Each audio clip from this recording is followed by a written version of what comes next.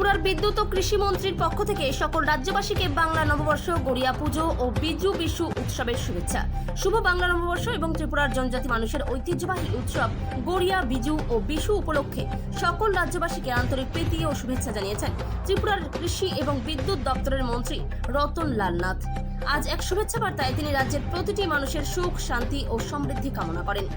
ত্রিপুরা থেকে বিক্রম কর্মকারের report, big news Bangla. সবাইকে নমস্কার।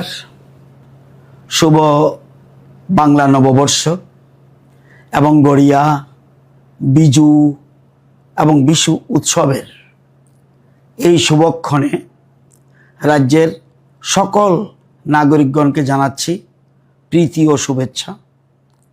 নতুন বছরের এই সূচনা আমাদের জীবনে বয়ে আনুক নতুন আশার আলো, নতুন স্বপ্নের দিশা। বৈশাখের প্রথম প্রভাতে আমাদের মনও ভরে উঠুক ইতিবাচক ভাবনায়।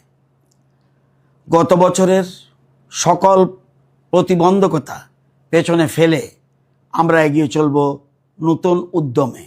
এটাই হোক আমাদের অঙ্গীকার। রাজ্যের উন্নয়ন, শান্তি, সংহতি এবং সমৃদ্ধির লক্ষ্যে আমরা সকলে মিলে একসাথে এগিয়ে চলব। নতুন বছরে আমাদের প্রত্যেকের জীবনে আসুক সুখ, সমৃদ্ধি ও সুস্বাস্থ্য, এই কামনা করছি। নতুন বছর হোক সবার জন্য সাফল্য ও সম্ভাবনার এক উজ্জ্বল অধ্যায়।